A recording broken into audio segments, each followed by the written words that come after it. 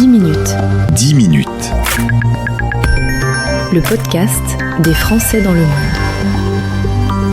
Sur la radio des Français dans le monde, je suis très heureux d'accueillir Priscilla Routhier-Triard parce que c'est un sujet important qu'on a déjà abordé sur notre antenne et qui a été mis en lumière aujourd'hui dans les trophées des Français de l'étranger. Bonjour et bienvenue Priscilla. Merci beaucoup. Alors tu me disais que tu enchaînais les interviews, Le 8 mars. La journée de la femme, il y a les trophées aujourd'hui. On est sur un sujet important, les violences faites aux femmes et aux hommes d'ailleurs. Exactement. Aussi. On a 5% des familles qu'on aide où c'est des hommes, donc c'est important de le répéter. Et donc on va parler de ce travail, le cheminement qui t'a amené à faire ça et tes projets en cours. Un petit mot d'abord, on revient dans ta région natale, tu es de la région parisienne.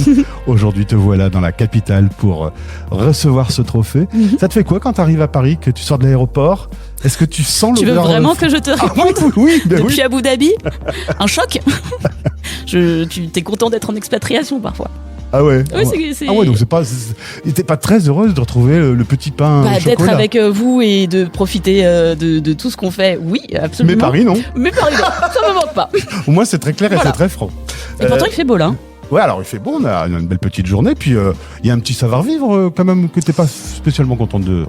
Bon, il y a des choses qui changent quand même. Quand tu vois la différence entre notamment la qualité de service qu'il peut y avoir dans des endroits du monde et ici, tu sens qu'il y a des choses qui glissent quoi.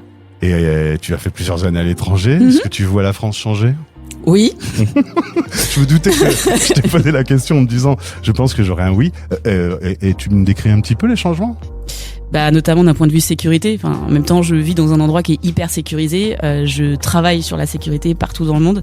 Et je vois que définitivement, on n'a plus que jamais notre rôle à jouer. Et c'est des choses juste dingues qui se passent ici, alors que ça devrait être hyper simple. Enfin, on devrait pas être à ce niveau-là, quoi. Tu vis à Abu Dhabi aujourd'hui. Absolument.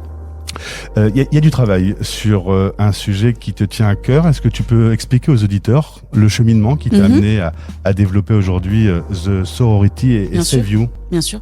Alors, The Sorority, c'est une communauté d'entraide qui regroupe à ce jour plus de 270 000 personnes. Donc, comme on disait, essentiellement des femmes, des personnes issues des minorités, mais aussi des hommes qui sont en train d'arriver, tout entièrement cloisonnés pour s'assurer qu'il n'y ait pas de conjoint violent, ex-conjoint violent ou harceleur. Et concrètement, pour toute situation d'isolement, de violence ou de harcèlement, on s'entraide. On est partout dans le monde, tout est entièrement gratuit. On est traduit en 16 langues. Et si par exemple, on est suivi dans la rue, s'il se passe quelque chose dans les transports en commun, à l'école, puisqu'on est ouvert à partir de 12 ans en respectant la loi sur la majorité numérique. Donc cyberharcèlement, harcèlement, violence intrafamiliale, attouchement, tous ces petites dettes, on peut le faire du coup à partir de 12 ans. Ça peut être au bureau, ça peut être en soirée, en festival ou chez soi, dans les cas de violence, exactement. Violence conjugale, intrafamiliale. Et en déplacement, que ce soit à titre personnel ou professionnel, à tout moment, on a cette assurance de ne jamais être seul. Donc je te montrerai la carte, elle est remplie dans les grandes villes, mais aussi et surtout dans les zones rurales où les violences sont souvent encore plus compliqué. Et concrètement, si on est en situation d'insécurité, qu'on se sent seul, qu'on a une angoisse qui monte ou même un doute, sans forcément qu'il y ait tout de suite l'attaque ou il se passe quoi que ce soit, on appuie 2 secondes sur le bouton d'alerte, ça calcule en temps réel notre position GPS, la position des 50 premières personnes autour de nous, qui tout de suite peuvent prendre contact, nous appeler, nous rejoindre, faire semblant de nous connaître, contacter pour nous les autorités, puisqu'on est conventionné avec le ministère de l'Intérieur, je pense qu'on en reparlera, et vendredi, le ministère de l'Europe et des Affaires étrangères et Égalité Femmes-Hommes. On est conventionné également avec des collectivités, avec les plus grands réseaux d'aide associatifs, France Victimes, FNCDFF. Et du coup, on unit nos forces pour jamais être seul. Et en moyenne, en 1 minute, il y a 10 à 15 prises de contact. Incroyable. Et pour y arriver... Les chiffres sont... on a envie de tomber de sa chaise, je suis pas assis. Mais si je l'étais, toi-même, ça te surprend de voir un tel engouement. C'est pas plutôt une bonne nouvelle, c'est qu'il y a de la sécurité. Et de voir autant de signalements. Enfin, On en a 700 en moyenne par mois. Dis donc. 70 à 80%, c'est dans la rue, dans les transports et le soir. 10%, ça va être violence conjugale, intrafamiliale. Et 10% qui prennent de plus en plus de place, ça va être des situations de post-trauma. Donc des personnes qui ont vécu des situations de violence et elles ont les souvenirs qui remontent parce qu'il fait sombre, parce qu'elles entendent un bruit. Il y a quelque chose qui réenclenche en fait le trauma qu'elles ont pu vivre. Et de plus en plus aussi pensées suicidaires, idées noires. En fait, on va soutenir les personnes. Elles nous disent j'ai pas forcément quelqu'un en face de moi qui me fait subir des violences, mais par contre, j'ai peur de moi-même. Elles lancent l'alerte et tout de suite elles sont en lien. Elles vont prendre un café, elles vont s'épauler, elles vont se rediriger vers des assos partenaires et jamais être seules.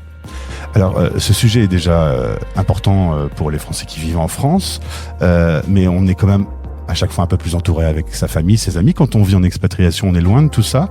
C'est encore plus difficile de subir des violences quand on est au bout du monde. Alors tu mets le doigt sur un point qui est hyper important. Déjà notre force, c'est une communauté d'entraide qui sur le papier ne se connaît pas. Donc du coup, dans les situations de violence conjugale et intrafamiliale, déjà il faut savoir de façon générale, 80% du temps, on connaît la personne qui nous fait subir les violences. Déjà. Dans les situations de violence conjugale, il y a 2 schémas. Ça va être soit les proches vont nous dire « on t'avait prévenu ». Merci. Donc step back et merci bien. Deuxième cas, ce n'est pas possible. Cette personne est tellement sympa. T'es pas quelqu'un de simple non plus. Heureusement que t'es tombé sur cette personne. Est-ce que tu penses aux enfants ? Est-ce que tu penses aux finances ?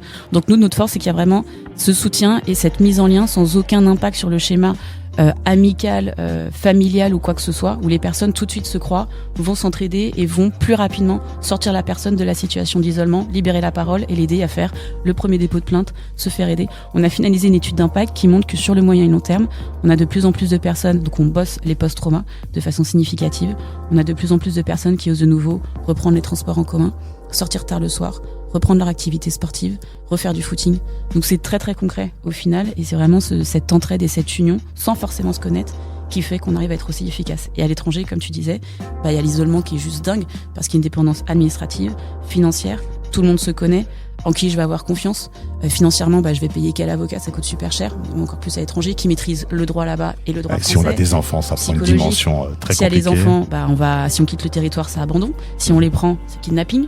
Donc c'est des proportions qui sont dingues. Nous, sur les 450 familles aidées, il y en a, ça fait plus de 20 ans qu'elles sont dans ces situations.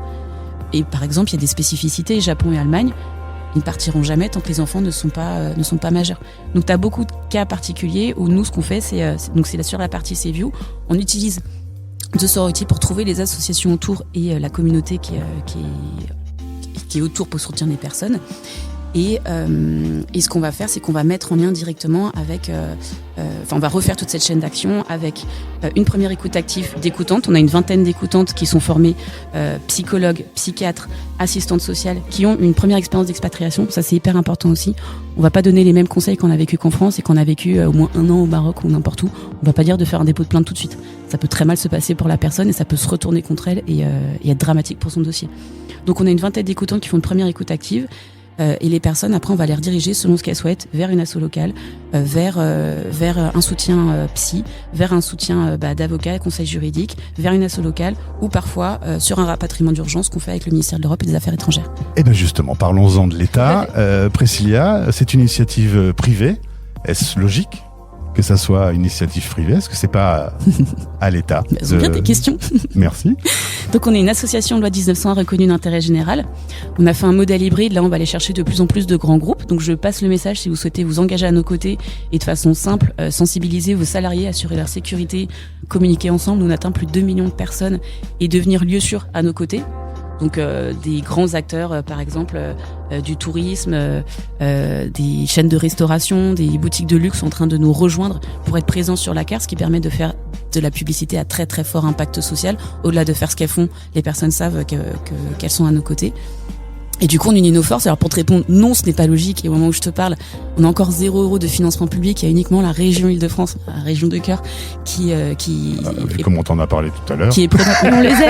On les aime. Vous m'écoutez, on vous aime. Non, c'est parce qu'elle a un gros coup de cœur pour Abu Dhabi. Oui, non, mais c'est pour ça. Non, mais c'est le temps qui va pas et le mood général. Mais les personnes à la région sont incroyables et je pense qu'elles nous entendront. Et du coup, à part elles, pour l'instant, on n'a aucun soutien public sur ce qu'on fait. Donc pour te répondre, non, c'est pas du tout normal. Et ce qu'on est en train de faire, logiquement, je l'espère, fera évoluer tout ça. Et comme je disais, vendredi, on signe une convention avec le ministère de l'Europe et des Affaires étrangères et le ministère Égalité Femmes-Hommes pour au moins reconnaître les actions qu'on fait sur le terrain, parce que jusqu'à présent, on était un peu avec notre petite bâton de pèlerin et faire ce qu'on faisait en mode si ça se passe mal, c'est pour toi. Priscilla, quand tu rentres le soir, tu dors bien? J'ai 2 petits garçons de 6 ans et 8 ans, donc j'ai pas trop le choix de prendre soin de moi. J'ai fait 2 burn-out pour en arriver là et avoir... et voilà. Là, d'ailleurs, au moment où je vous parle, j'ai quasiment plus de voix, donc j'espère que vous m'entendrez quand même. Ouais, je dors parce que j'ai appris à prendre soin de moi et j'ai appris à couper parce que le décalage est tellement dingue entre les messages que je reçois au quotidien et ce qu'on fait au quotidien et la réalité de la vie. À un moment, faut tenir. Et puis on sait qu'on atteint des milliers de personnes et qu'on fait quelque chose de bien. C'est ça, il y a quand même un travail qui est au final, quand tu réfléchis... Mais il est dingue. Et puis le nombre de merci qu'on a par jour et de témoignages et de mise en sécurité où les personnes elles nous expliquent comment la communauté les a aidés, de quelle situation ils ont pu se sortir, etc. C'est concrètement ce qui nous fait vivre et ce qui nous fait tenir. Alors je vais rajouter 100 000 merci aux auditeurs. Chaque jour, on a 100 000 auditeurs à travers le monde. Rejoignez-nous. Ils te disent merci, donc ça fait 100 000 et plus le mien. 100 000, merci. Et bravo, parce que ce prix, c'est pour toi. Je suppose que d'être mise en lumière aujourd'hui en gagnant ce prix coup de cœur, ça te fait quand même plaisir de montrer. Ça fait du bien. Ouais, je me doute. Ouais. Ça fait du bien, je m'y attendais pas du tout. Et c'est vrai que c'est tout simple, mais c'est un vrai message qui est passé. Et c'est aussi se rendre compte qu'on n'est pas seul. Nous, on le répète à des milliers de personnes au quotidien, vous n'êtes pas seul, on est à vos côtés, etc. Mais quand on voit que les personnes qui sont à nos niveaux, qui sont dans les institutions, qui sont des partenaires à nos côtés, nous rappellent qu'on ne l'est pas et qu'il y a cette reconnaissance même symbolique, ça fait du bien et ça aide à tenir. Donc merci aux équipes du Petit Journal, à toi, à toutes les personnes et au ministère de l'Europe et des Affaires étrangères. Et j'ajoute à ce merci un bravo. Belle journée à Toi Paris. aussi, merci à bientôt. beaucoup. Français dans le monde. Le média de la mobilité internationale. fdlm.fr